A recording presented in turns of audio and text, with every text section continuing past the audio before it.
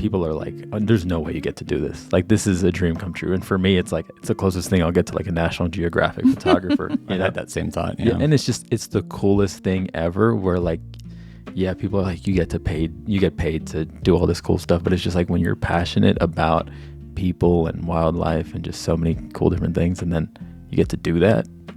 Come on. Like, you don't even have to sell that, really. It's just like that's just what it is. Hey there, Podcast Aquanauts. It's your host, Casey here. If all things go as planned, this episode will go live on National Intern Day. This celebration, the brainchild of online internship platform WayUp, was created to recognize the hard work and noteworthy contributions of interns across the country. And boy, oh boy, do we have a healthy crop of those at the Aquarium this year. There are Aquarium fellowships available year-round to current students and recent graduates, the details of which can be found on our website via the link in the show notes. But every summer, we spend 9 weeks hosting incredibly talented young people who do real work alongside experts in a variety of departments through the Jim Hill and George Benz fellowship programs. This year was extra special for the Aquarium communications and marketing team, however, because it was the first time we were able to welcome a fellow of our own, Efrain Iglesias. He jumped into the content trenches with us immediately and more than held his own during a frantic beginning to the summer. From joining our scientists in a mountain stream to throwing out the first pitch of a minor league baseball game, Efrain covered all the bases, sometimes quite literally.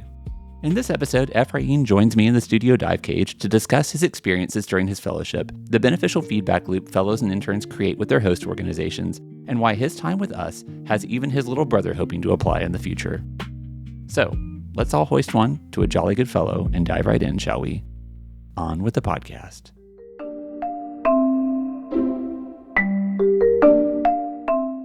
Hello, and thank you for joining us for another episode of the Podcast Aquatic, the official podcast of the Tennessee Aquarium. Today is kind of a bittersweet day for us here in the comms department of the aquarium because we're actually having to wish goodbye to one of our special guests here today on the episode, Efrain Iglesias. You are our first ever marketing fellow through the Jim Hill Fellowship Program, which we're going to talk about today in the context of your experiences as the first marketing fellow, but also with some of our other guests talking about what the program is, why it exists, and the purpose it serves, how it contributes to the mission of the aquarium. And in light of that, first of all, welcome on the podcast. Thank you for having me. And next to you and across from me is Marilyn Payne. You are our, I have to look this up every single time, Director of Inclusion, Equity, and Diversity. Yes, that's correct. And Very good. you were last on the show, welcome back, but you were last on the show for my favorite episode of all. I was thinking about this just the other day, our episode about accessibility at the aquarium and how it's important that we are we offer the best experience for every guest, no matter what their challenges that they might be living with. That's right. Everyone's welcome. Absolutely. So thank you for joining us again. And then I'm so excited that finally we made it happen. We've been talking about this for years. In fact, probably before the podcast even existed. But Shannon Colbert, you are our you're our marketing projects manager. I'm elevating you. Yes. Hello. Thank you for joining us on the show. I'm so excited to have you. Absolutely excited to be here, friend. All right. Marilyn, since I said that we were going to talk about the fellowship program and you kind of oversee that, I would like to talk about what the Jim Hill Fellowship is. So can you kind of give us the elevator pitch for what this program is, who it's trying to serve, and what the people who take part in it, what they get to do? Yeah, so we've had a college internship program for close to 20 years. It was renamed the Jim Hill Fellowship Program recently in honor of, one of the aquarium's early leaders, Jim Hill. He was the second president of the Tennessee Aquarium. He was a champion and he advocated for inclusivity in all areas of what the aquarium did. So the aquarium's work was really important to him. He wanted to make sure that we had all individuals represented in the work that we do. So the program is currently a 9-week program. It's a work-based learning opportunity that provides valuable experience and support to individuals who come from diverse backgrounds. So our goal is to encourage, greater participation in these conservation science careers, also to tell those incredible stories of the aquarium's mission work. So That's what we're here for. We are always looking for students with a passion for science, for conservation, for education, those who like to work in communities, and anyone who's interested in mission-related work here at the aquarium. So the neat thing about the Jim Hill Fellowship is that you can actually kind of tailor what part your participation in the program to which department you want to work in. So can you give us a rundown of which departments of the aquarium are fellows helping out in? Yeah, so they gain experience in these areas: animal husbandry and forestry, as well as operations and life support, water quality, which is one of the newer fellowships, education, guest engagement, and outreach. Also conservation and field ecology, research, and marketing and communications. That's our newest. Well, and that is an awesome segue by design, because I did give you all these questions ahead of time. But it's a nice segue to our previously mentioned guest, Ephraim. So, Ephraim, this is your last day with us, and that's sad for us, but it's good for the podcast because it means now you've gone through the entire sweep of the program. You are, again, the inaugural marketing fellow here at the aquarium. So as you look back on the time that you spent with us, what's your take on what you did and the impact that it's had on you? Obviously I'm going to be a little biased now that, I've gotten the opportunity of doing all the cool things that there are to do here. But it's honestly probably the coolest internship, fellowship program you can be a part of, hands down.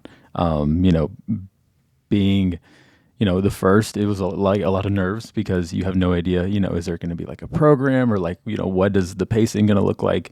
Some of the friends that I've talked to, some of my friends that are in other programs and different internships and stuff, they're like, I'm just sitting here doing nothing. Like I feel like I'm just a fly on the wall. No one's asking me questions. I don't feel engaged. But that's the complete opposite of what I felt here. Here, I feel like I'm an active member of the team. I feel like I'm learning a lot. I'm being poured into. My input's being taken. I'm being, poured into. And it's just like the coolest thing ever of feeling like a mini professional, but like I feel like I could be a professional, like feeling empowered and feeling like, I have skills and talents and I'm learning from people that are extremely talented. So it's been more than I could have ever asked for. Well, speaking as a member of the team with which you've been working, I think mini professional is doing yourself a bit of a disservice. I think the work that you did was every bit the caliber of the people who work here full time. So I wouldn't minimize your contributions in that way. But I'm really glad to hear that. And Shannon, I'd love to hear your thoughts as you hear, Ephraim gave us a presentation, as a lot of the fellows did yesterday, talking about the time that they've spent at the aquarium, what they did, and the projects that they worked on.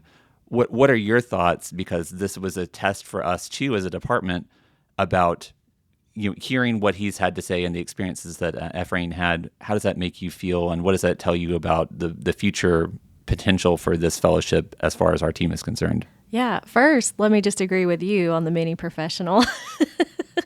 Definitely not.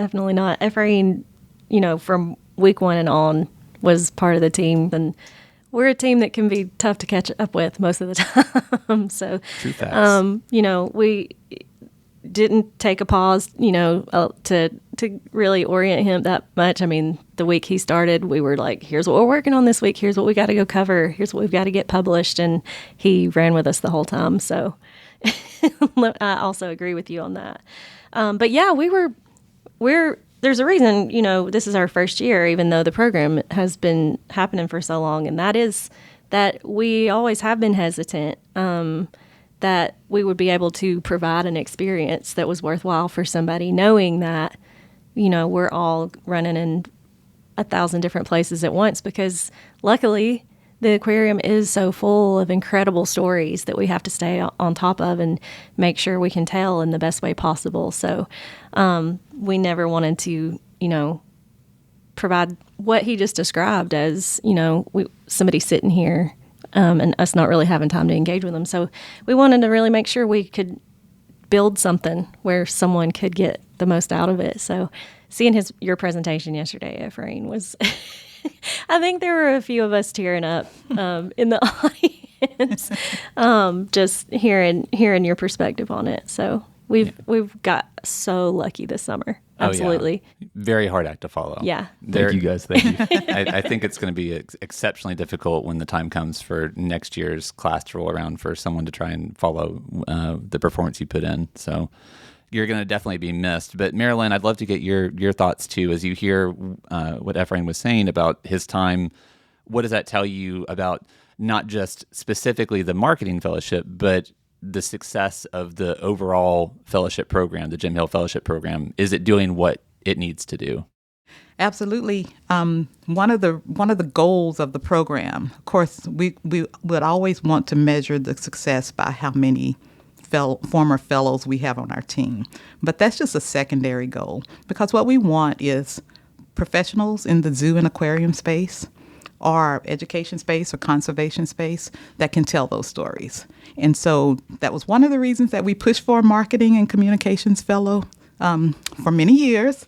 I'm happy that we got one this year, because those stories are just as important as the work that the professionals here are doing. Not everyone can be on site, educating the community. Not everyone can do research, but everyone can appreciate the stories that are out there, and that's why this particular fellowship is really important, to get those stories out there in meaningful ways, different meaningful ways. And I think one of the conversations that I had with Ephraim is, his skill level, his passion, his enthusiasm, and that energy just really was spotlighted, I think. And I think it also spotlighted, some of the areas that we can be doing differently. When you bring in all the different talents, the different ways that we can get those stories out there, that's diversity. It's the diversity of communication. It's the diversity of stories. And it's not just the typical type of diversity that people want. It's the variety that is out there. And when you have that variety, we have an opportunity to reach so many different people that we may not have been able to reach before. So That's so true. So Ephraim, I'd love to roll things back just a little bit, because we talked about how you have, the point you're at now at the end of the program, but I'd love to know, I'm sure people who are listening would love to know, why? Why did you want to join this program? How did you become aware of the Jim Hill Fellowship, and what was it that made you want to apply?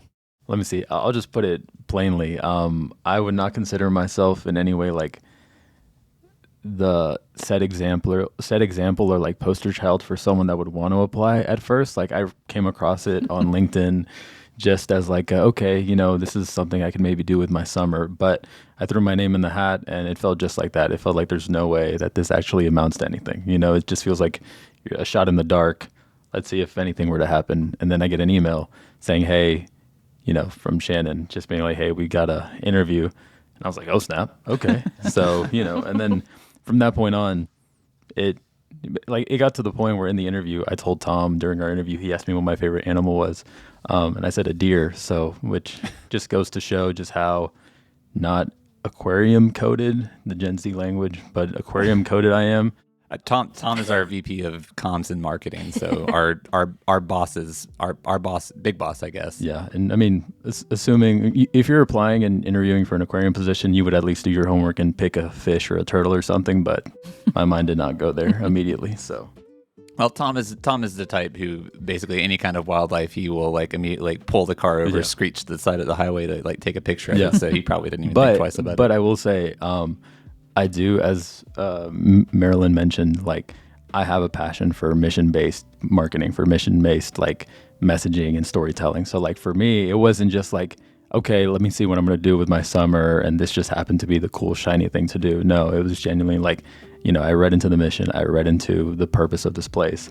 And, part of it was it felt like groundwork investigation of like a journalist of okay, do they actually follow their mission? Do they actually, what does it look like in, being able to then do this messaging and do this storytelling, but is it, baked into everything that happens here, as far as, on a employee level. So, and that's been true over and above of what I could have expected.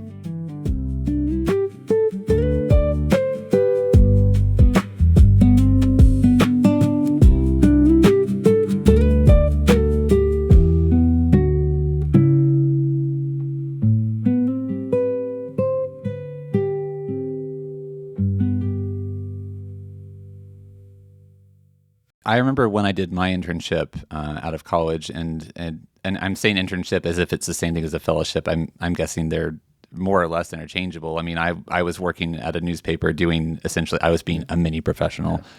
And I remember I had that same expectation or hope going into it that I had an opportunity to go basically anywhere I wanted, any newspaper within the Scripps Howard family of newspapers, which at the time was a lot of hundreds of papers probably all over the country. And I had the opportunity to go to Washington, D.C. to work at the news desk on their Newswire service. And I thought, okay, I mean, that'd be really prestigious, but will I actually be doing anything important? Because Tom, who you mentioned, our big boss, he has said on numerous occasions, I'm sure Shannon's probably heard him say this, like he doesn't care where you went to school. He doesn't care what grades you graduated with. He cares what you can do. And I think ultimately, and you can elaborate on this, Shannon, I think probably that what we wanted an intern to leave or a fellow to leave this program with was something to show their capabilities. So not just that they got a good grade in this class, but here's what you can actually do, like boots on the ground in the real world. Here's how those skills can manifest. Here's what we can accomplish. And I left my internship with dozens of bylines in a newspaper. I showed that I could do the work. Can you talk about the discussions that you and Tom had when you were planning through what we wanted this to be for someone? Because I know there was a discussion at one point of it potentially just being a photography internship, and it ultimately became someone who was going to touch, as you said, on all points of the team. So can you talk about what we kind of wanted the person who ultimately ended up being Ephraim to leave this fellowship with in their hands that they could show to future employers? Yeah, I think you guys hit it on the head pretty well already. Definitely, we talked about giving this person an opportunity not only to learn from everybody on our team, but to walk away with something tangible to show, like, hey, look what I did this summer for the Tennessee Aquarium. Ephraim has created content for us, not only from the Meet the Fellow series, which if anybody hasn't seen that, links in the show notes. Yeah, absolutely. Was incredible and really helped us introduce more than just Ephraim. It follows, every fellow that we had this summer, I think, but also did some content, like saw some gaps that we had in our IMAX content and ways we could kind of get started attracting new audiences and more audiences to the IMAX theater. So not only did we give him a special project we knew he was going to do, but he was able to use what he knew already from marketing classes or wherever to notice these gaps that we had and say, hey, I think we should try this. And a lot of that panned out. I'll let Ephraim share more about that probably. Good instincts, I think. Oh my gosh, for sure. And I think one of the things that's so important and why you were as good as you were at just sort of integrating into the team as well as you did was that I think one of the primary skills you need to have in marketing and communications, especially somewhere like this where the opportunities for storytelling, as Shannon mentioned, are just so numerous, is just you have to have the instinct to know where to look for those gaps and also for opportunities for just good stories to tell. And I want you to give us a rundown of some of the things that you did do, because we're talking a lot about you worked with me, you worked with Doug, our photographer, you worked with Allison, our media coordinator, you worked with Bianca, our social video guru. I don't know what she's a communications content creator, right? Content creator. Yeah. So anyway, she's our TikTok girl, I think is what her office badge says. Anyway, so what are some of the things that you did? Because people are probably wondering, what does that actually mean? What kinds of things are you going to show people that you did? If I can touch back on the interview process a little bit, I'll allow it. I'm glad. Not that transcripts weren't required for it. I'm not a bad student by any means, but I enjoy the active being able to learn from people as you're going and genuinely getting your hands dirty, being in the weeds and things like that. So I've enjoyed this opportunity so much for that. As far as sitting in a classroom and having to talk about the theory of it and different things, you can only theorize so many things, and then versus actually going out and active learning. And that's what I feel like this fellowship has been above and beyond. So I'm glad, I appreciate Tom being more lenient, I guess, if the word is, but as far as you can have good grades, but what does it look like in being, a hard worker and all those different types of things and like that. So I'm glad that that worked out the way that it did. Yeah. But as far as for content, man, I tried for the presentation trying to think of all the things that we did. It was a lot. Yeah. And I got to say yes to a lot of things as far as like, hey, we're going to go out and do this. We're going to go do that, go do this. But ultimately, I didn't have time to finish all of it. Like Maryland, what was it? For Culture City, Our social story. the social story. Yeah. It's okay. That was like week 2 thing. And then that was like, as I'm trying to like catch the pace or whatever. And like, I had my plan of what I was going to do. And then before you know it, I'm being pulled myself a million different directions. So like going back to the mini professional thing, like now I quickly felt like you guys of just like, man, I'm going everywhere and someone's asking for pictures, someone's asking for content here, someone's saying go do that. And like it's finding not just the urgency of different things, but finding like, okay, I have so many hours in a set day. How can I, again, going back to the storytelling part, how can I put the most focus on something that, you know, is an not urgent or more important story, but just how, like the timeliness of it. How are you, you know, staying, you know, with things that might be a little more timely, like, you know, this past summer it was the lemur baby and different things like that. So it's like, or now it's probably by the time this comes out, it'll happen, but the penguin baby and things like that, you know, so those things are a little more timely because before you know it, a penguin baby is only so small for so long. So, you know, you have to be on top of things like that. But with Allison, I went out to a bunch of TV stations, got to see her with the Publix and different things like that. Doug, any animal that exists here at the aquarium, I've gotten to go behind the scenes and take pictures with him, see the workflow and how he edits his pictures, puts them out and does different things like that. The one thing we missed was lighting, which he made a big deal for a little bit, not in a bad way, but he made a big deal of like, we're going to teach you how to do lighting. We never got around to it because he's always being pulled everywhere and I'm running with him too. And then with Casey, getting to do all kinds of video content. I got to hang out with his kids for Oscar's pool party. So that was fun getting to meet them. They're awesome kids. But no, it was really cool getting to like film everyone getting to pull Oscar out of the tank, give him a little bit of maintenance on his shell and different things like that. So really just the amount of content that I've left with, like now I just have like a huge inventory of possible things that I could have made. So now, you know, for a future fellow, it's a matter of like, how do you find where to put your time and where do you find like the time to make that content and do all the different things, because there's a million opportunities to find content here. Yeah, we often describe it as drinking from a fire hose. Absolutely. Yeah. In fact, we for clarity, we just came from our monthly planning meeting, and oftentimes, I mean, those meetings always start, Shannon, with an empty calendar, and by the time we walk out 45 minutes or an hour later, it's just a sea of just colored squares with different kinds of content set for different days. Yeah, I think we have the opposite program or problem that a lot of marketing teams probably have is we have too much. It's what are we going to not cover this week because we have to cover this other thing. Yeah. It's never like, oh, what are we going to come up with to talk about this week? Right. So, Yeah, one of the things though that I think was to your credit, and what I hope we see in a future intern or fellow as well, is that you talk about this in your presentation, that yes attitude. Yeah. Or not even yet, yes, and as an attitude, but also just as a response to basically every request. Yeah. I don't think there was a single time I walked past your desk, unless you were actively working with somebody else, where I was like, I'm going to go do whatever. Sure. And I was like, you want to come? Like, Yeah. Yes. I appreciated the mutual respect, if you will, like as a professional of like, hey, what are you doing at such and such time? Are you busy then? As if I'm not here to like do whatever you guys are doing. So I appreciate that of being like, what are you doing Thursday at 2:30 from 2:30 to 4:30?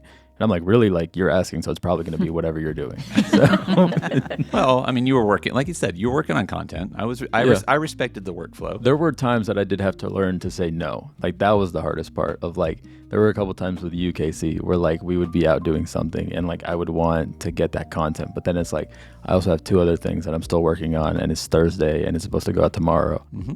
I have to say no. So, but it was never, you know, oh, I don't want to. It's the same thing of like, how do you, one, be where your feet are, right? But then also making sure that wherever you are, you're giving 100% of yourself and being intentional in all the things that you're doing.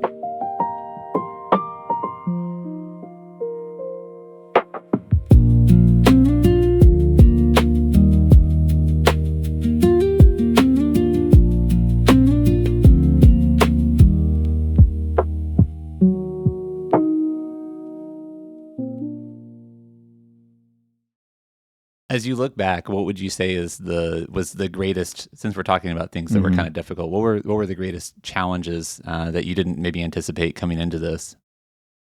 Probably the fire hose analogy. I think that's the thing. As far as challenges, I don't want to say I anticipated the fire hose analogy, but I did assume that with such a large institution in an established place, a lot of it was going to be structured, a lot like very high efficiency. That I saw a big, well-oiled machine, and I was like, "There's a lot of parts to this. There's a lot of people. There's a lot of things moving." But what I did finish, like I would say at the finale of everything, and this was the crux of my presentation, was like, that's what makes this place special. That's what makes this place what it is the people in that machine. It's not just a place for the sake of ROI. Like there's not the sake of like profit because we're a nonprofit. There's a genuine mission. And I think talking about challenges on the other side of the coin, seeing like the cool and like not challenge, but like the thing I'm most thankful for and being able to witness is like how all these people are able to live out their passions and like the things that they love, and seeing their face light up when they're telling you a story that, hey, I hope I get to record that. I hope I get to take pictures of that. So that's been the coolest part more than anything. Yeah, I think the thing that I've loved about storytelling at the aquarium that I think you're keen into almost immediately is that communicating that passion, because I think so many people, especially with animal care, it's important for people to realize that the people who do this work aren't just doing it for a paycheck. They literally are doing this. They could do it other places, probably for maybe even more money, but they're doing it because they really deeply, deeply care about what they're doing and the mission of the aquarium. So the point of fellowships is to be kind of a proving ground for your studies, basically. Like, right. did I make the right choice? Can Right. I do the thing that I studied to do? And we never really talked about what your degree is in or where you went to school. So Right. You're a recent graduate Yeah. of what university and with what degree? So I went to Berry College in Rome, so I'm about an hour and a half away. So Rome, Georgia. Rome, Georgia. Yes, not Rome, Italy. But I graduated with a degree in communications, PR and marketing, and a minor in biology. So a little bit of everything there, a nice little package, if you will. But yeah, it was cool being able to email my professors and tell them of all the different things that I've learned in their classes and be like, hey, you were making sense. Like there was a lot of merit to what you were saying. But then it was like a back and forth thing of like day 3 or day 4, the content calendar. Like immediately I was like, man, I thought of like the senior seminar project that I made where I had to make a content calendar for a brand. So many different things like that. And I think you were looking, or you're hoping, aiming to do marketing and communications for, is it healthcare? That's what I came in hoping. But yeah, I fell in love with the aquarium and nonprofit and conservation. So Did we sway you? oh, for sure. It's been interesting seeing the character growth, if you will, or just like I don't know what I want to do after this, So that's a good nervous feeling, I think, as far as like I thought I had everything set of what I wanted to do post this, but now I'm like, man, I've been floored by my experience. So you never know. It's so funny because we've talked about having that in common almost because I graduated with a degree in psychology, fully expecting to go on through grad school and be a therapist. And first job out of college was at a different nonprofit than this one, a much smaller nonprofit than this one, but same thing. Absolutely fell in love with the nonprofit world and went from there. So that was kind of an interesting thread we've talked about a few times over the summer. Does it make you feel, I always love to bring this back to the warm and fuzzies and bring the emotion back into it, but how does it make you feel to hear that enthusiasm and that we may potentially have had that kind of impact on Ephraim and maybe some of the other fellows as well, that we have maybe potentially changed the trajectory of their career path? Yeah, for me personally, I think that's the real success. That's kind of the overarching goal of the aquarium, is to have people walk in the building and leave with, a thought that they're part of something bigger, that there's, not only that, but something potentially that they can do to help the world be a better place. And I think that's really all you can ask for, really. I mean, I'm blown away that the marketing fellow had that experience in our first year. But yeah, Marilyn obviously needs to chime in too, but I don't know what else we could ask for. Yeah, I mean, Marilyn, you've been over this program from pretty much from the start, right? So No, just a little less than 10 years. Well, okay. Well, and the only a decade that you've been overseeing Yes. this, I'm assuming that this isn't the first time that you've heard, and we'll talk about the fact that some people who have been through this program actually ultimately end up staying with us. But this can't be the first time you've heard that we have had that impact on someone that we have actually changed what they think they want to do. Yeah, we've had that impact on several of our fellows. That's the purpose. We want to make sure that we introduce students to the possibilities that are out there. Again, our mission is to connect those people with nature. And so part of our mission is that. So we want to make sure that, we feel, and I believe, that we are really good at what we do. So we might as well just inspire the next generation. We might as well have an influence on, what that career trajectory could look like. And we learn from them as well. So it's a two-way street. We're not just instructors in a classroom. This is hands-on experience. That experience matters because if you do want to go into zoo and aquarium work, where are you going to get that experience? If they're looking for professionals with zoo and aquarium experience, where do you get that from? You have to get it from internships or fellowships. So that career pathway is really important. And then it's also important for students to know what they don't want to do. They may have a particular path in mind. Maybe they think that I want to be a marine biologist. They never really thought about freshwater.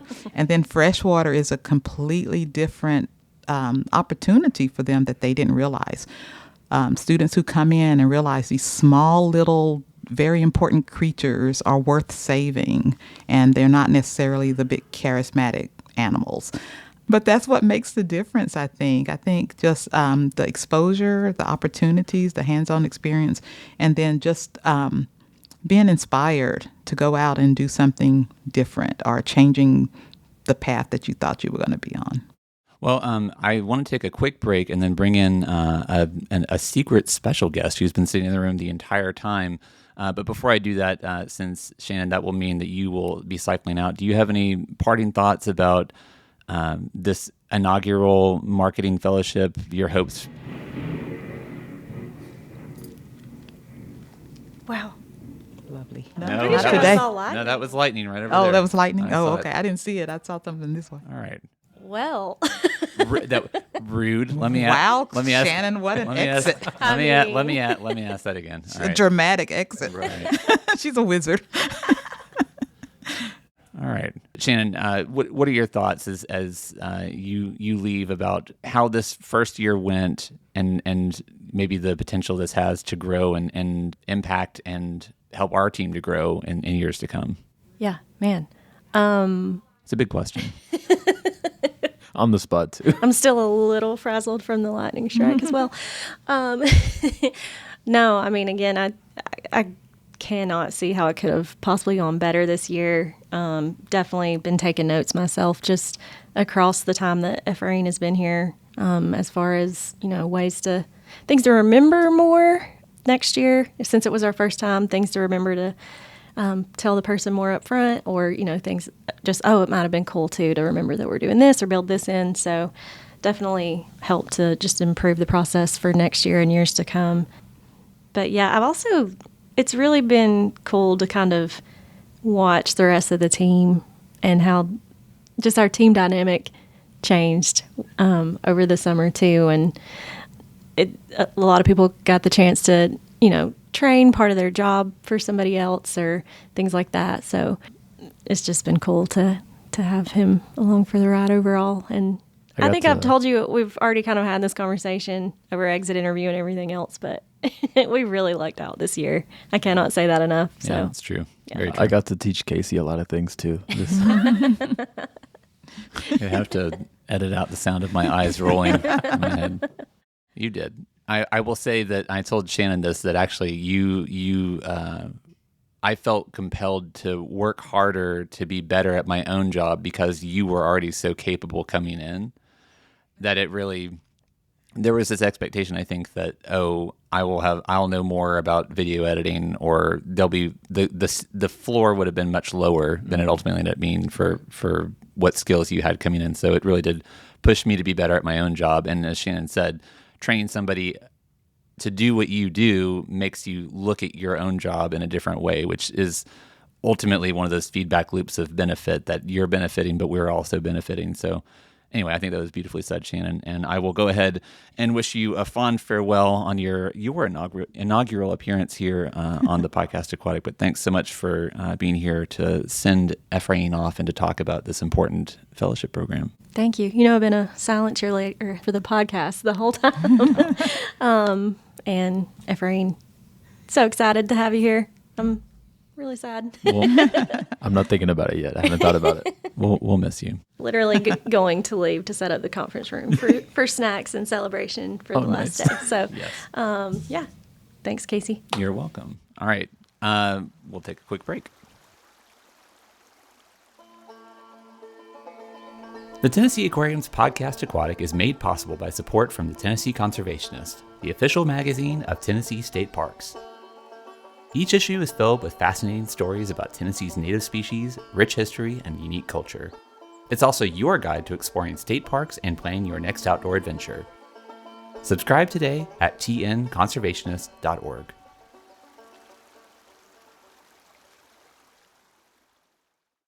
All right, now we're back with a new guest. As I mentioned, we would have a special fourth guest on the podcast. Fifth if you include me, but I'm not really a guest. Natalie Rogers, you are our Director of Learning and Evaluation. The last time you were on the podcast, well, welcome back, first of all. Thank you. Last time you were on, you and I were talking about our Stream Learning Center. That's our new education hub on the plaza.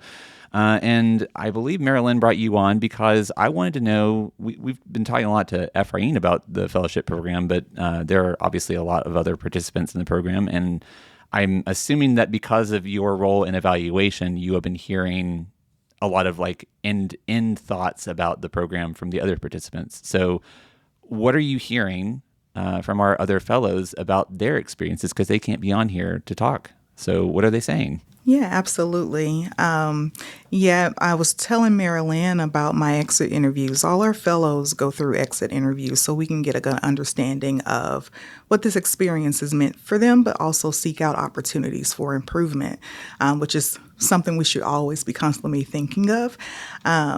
So as I was doing exit interviews, but even we did, the fellows did their presentations yesterday. One of the running kind of core themes I noticed through each one of those presentations, but also the exit interviews for the education fellows, was they felt a sense of belonging being here.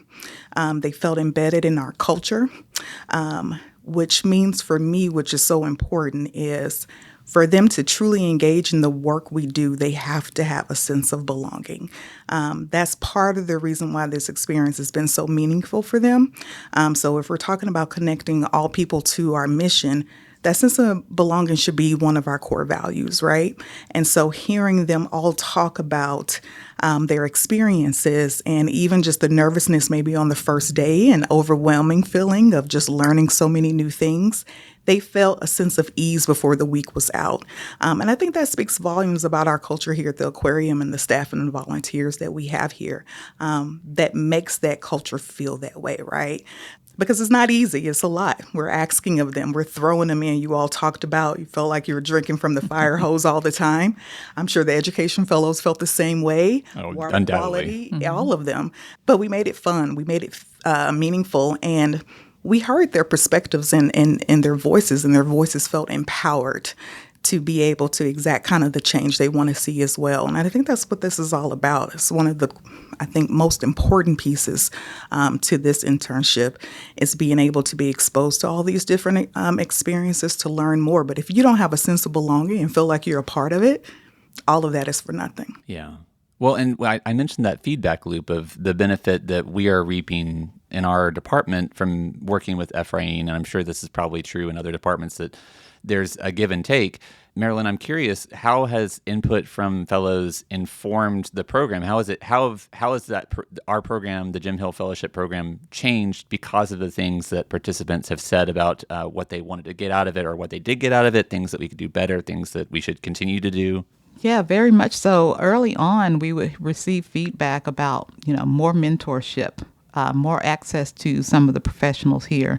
We were able to expand a lot of the experiences this year, which was great. Some of that was feedback directly from the fellows. Some of the getting out in nature and being a part of some of our field work was direct input from former fellows that may have been education fellows who don't necessarily get to go out into the streams and do collection and water sampling and things like that. So over the past few years, we started to see that feedback. We were able to incorporate it in the last couple of years where there's crossover, almost like a fellowship swap that they did this year, where they can spend time with the Conservation Institute, where they can spend time with the professionals in the husbandry department, or water quality. And again, water quality was a new fellowship that was born from conversations from the operations fellowship. So we were able to do a pilot for water quality because they work so closely with operations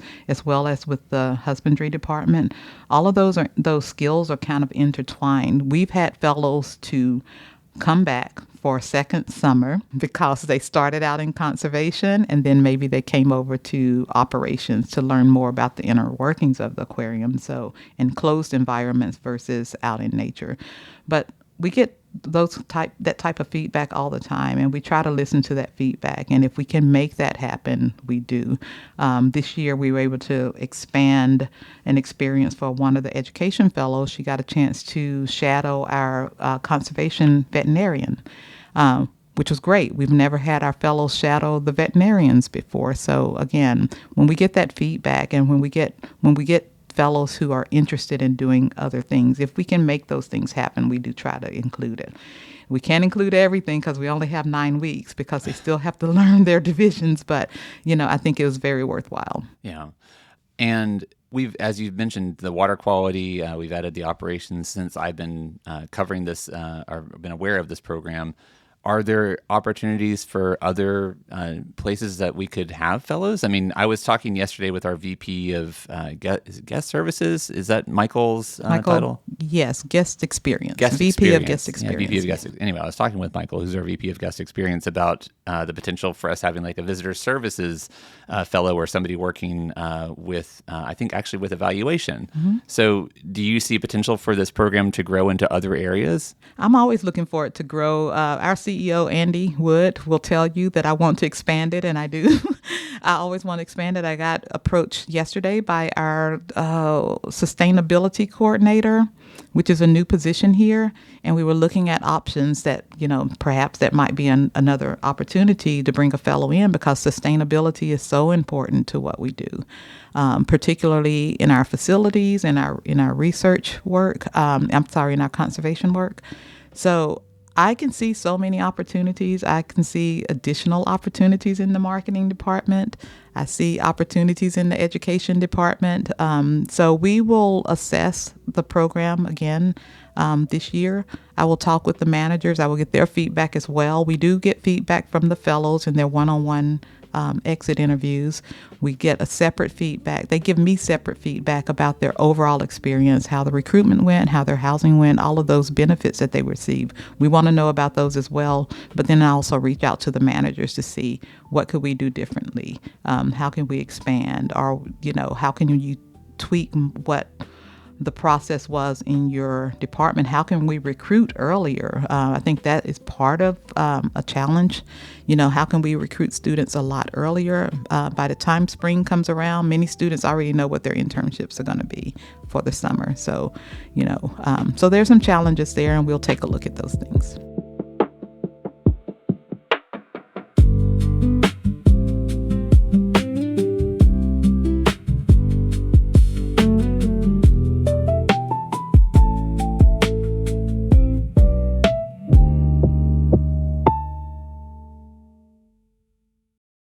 So looking at the program in the context of our industry, and I hate to call it an industry, it always makes it sound so sterile and disconnected from, I think, the empathy that's at the root of why most of us are doing what we do. But within the zoological community, why is it important that internships and fellowships like the Jim Hill Fellowship exist? Why is it important that we're reaching out very specifically to different people to make ourselves a more diverse community, a more representative community?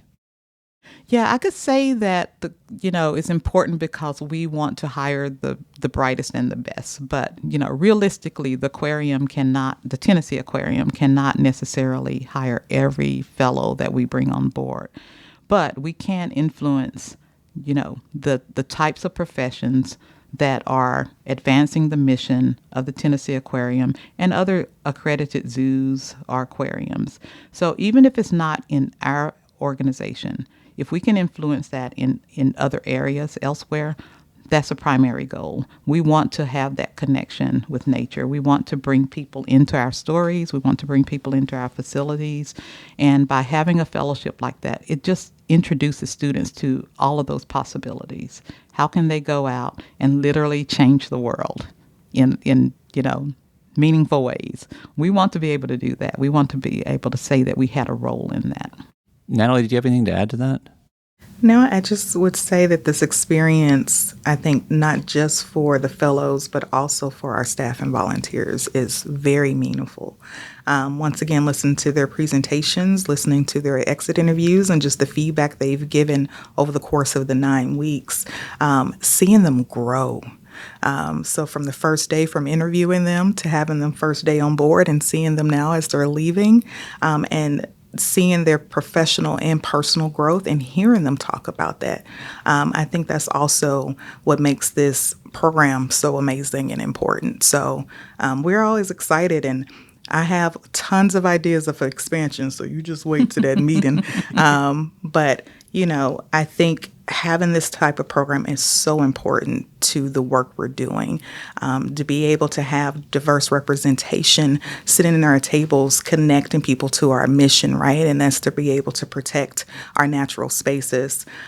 So this program is important, and it's doing that work, and we're seeing that. We're seeing the impact it's having. Well, and it's worth pointing out that while you have joined us because you have been privy to a lot of the feedback that the fellows have been giving, you also oversee the fellows. You have how many fellows work in the education department? We had 4, Yeah. and we switched up how we did the fellowship this year based on feedback and feedback from our fellows, right, and our education team. So we tried some things a little bit differently and found out, we might have been critical as staff on the program and in some ways because we want the best for them. But listening to their exit interviews, we provided that experience. And not only did we provide that for them, they provided for us to do. So that learning piece is a two-way street. It's not just the fellows taking something from us. We also get so much from them as well. It's true. Absolutely. Yeah. And like I said, I think I described it as a feedback loop, but that is definitely how it's felt. I was talking to Shannon earlier about this was a great test for me because when I graduated, I really thought that I would go into professional communication for about 5 years, maybe 10, and then go back into the university life to be an academic and teach. And I thought I would love to pass that on to I think the craft is important, more important really than individual people, and passing it on to that next generation is a really crucial role. And then the question was, I've done this for so long, would I even have enjoyed that had I actually followed through on that path? And that was not that I was teaching you much, but I mean the fact that it was a chance to speak to somebody at the start of their career about the career that I've been doing. And it was really great for me to have the experience of working with you in the context of sharing this craft that's meant so much to me with somebody else who hopefully it will be just as meaningful for in the years to come, however that looks for you Right. down the road. One thing to kind of something to what you said, Natalie, but also to Casey, of like getting to interact with so many different people in so many different departments, having to ask people to like explain and not prove their process, but to like when you do the same thing every day for so long, you become like Autopilot. it's like tunnel vision. Like you become so focused that you don't like, not that there's not a strive for improvement, but like you become a routine, and like that's not a dig at you, Casey, or anyone on the marketing team, but like when you figure out your system that works, it's easy to you become comfortable. Exactly. It's not complacency. It's just you become comfortable. So when, you have someone fresh eyes outside coming in, I had experiences with from you to anyone like a herpetologist, just like when you have someone outside coming in, and I'm just asking, like, I'll ask Bill, like, okay, so why do you do that? Or like, I ask Charlie, why do you do that? And like, it's not that I'm sitting there with a clipboard saying like, prove your process, but it's just, I don't know. But then once you have to like jog in and explain it, it's a pretty basic like teaching, strategy of like, hey, I know something. If I can teach it back to somebody, I know it that much better. Yeah. So no. In playing music, I always tell people that they're like, well, why don't you teach your kids how to play music? I'm like, well, because being able to play music is not the same thing as being able to teach somebody to play music. And I think those are two different skill sets. But what those questions that you asked, how do you do that? Why do you do that? Because you asked that, and it was at first it was kind of like well, right. Makes you think. It does. It makes you think about your own process in a different light, and explaining why you do something to somebody else can be a completely different scenario than doing it. Like you said, it becomes almost instinctual. And it was a good exercise in figuring out, well, why do I do that? Yeah. And actually, there were some things that you suggested that were really important in terms of just changing how I realized that I could have done something smarter or better or just in a different way. So again, there's benefit. There's benefit on both sides of the table. Yeah. That's great. And I'm looking down at the timeline of this. We're going to start to wrap this up. So in broad strokes, now that you're done with this, Sure. would you recommend other people to follow in your footsteps? Is this a program you would suggest other people to look for an announcement that we're going to be starting our recruitment for next year's class? Absolutely. Absolutely. The program has worked when my little brother, who has like not wanted to follow in my footsteps in really anything, like he wants to carve his own path. He's bugging me about like, when is the application opening up? So that for me, that's proof enough. But you're right. I love my brother. We have a great relationship, but I know there's moments where like, he's like, I want to do what you do. I know it's something, I know it's something special, but yeah, that's all to say of like, just in the little moments of the stuff that I've been permitted to post, because there's certain things you can't just go around talking about, but people are like, oh, there's no way you get to do this. Like, this is a dream come true. And for me, it's like, it's the closest thing I'll get to like a National Geographic photographer. I had that same thought. Yeah. And it's the coolest thing ever where like, yeah, people are like, you get paid to do all this cool stuff. But it's just like when you're passionate about people and wildlife and just so many cool different things, and then you get to do that. Come on. Like, you don't even have to sell that, really. It's just like that's just what it is. So, yeah. Well, like in 5 minutes, I'm going to leave to go take pictures of a penguin chick. Oh, exactly. Exactly. So it's one of those things. All right. Marilyn, how can people learn more about the Jim Hill Fellowship Program and maybe take on a fellowship like Efrain did? So you can learn more at the Aquarium's website and join us or jobs and careers at tnaqua.org. Not only will you learn about the Jim Hill Fellowship Program, you'll also learn more about the fellowships that we offer in the spring and the fall semesters as well. So we offer fellowships at the Aquarium year-round. The summer program is the longest fellowship program. It's 9 weeks. The others, the George Benz Fellowship is also 9 weeks. But the spring and the fall programs are a certain number of hours, but you can learn all of that on our website. And look forward to applying probably early in 2027, probably early February.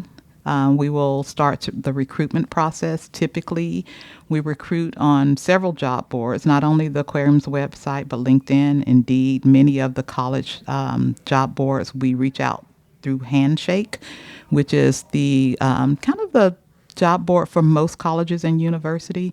And we also go out to some of the schools. So we attend the career fair. So you can find us anywhere. We will start talking about this fellowship program late 2026, and the program opens for applications early 2027, around February, maybe mid-February. All right. Well, we'll bring this episode back out on our social channels when the time comes for us to start that recruitment effort again. Sounds good. I think we can go ahead and tie a bow on this episode, Natalie. I feel like I brought you up here for like 10 minutes or 20 minutes. Hey, I enjoyed this. It was a great 10 minutes. Great 10 minutes. I enjoyed it. But thank you for joining us at the tail end of this episode talking about our Jim Hill Fellowship Program. And Ephraim, it's been wonderful to have you on the team. Thank you so much for the work that you've done, for the feedback you've given us, the ways that you've made us grow. And I really hope that wherever your career takes you, I think you're going to do great things. And if it ever brings you back, I think we'd love to have you on the team. Thanks for having me. I agree. Marilyn, thank you for being on the show again. Well, thank you, Casey. Especially I since always I enjoy sprung it. this on you. You did, but I love it. It's great because there are no cameras. Not this time. All right. Well, I'll go ahead and end this by saying, as I always do, that if you have any ideas for a future episode of the podcast, email that to me at podcast@tnaqua.org.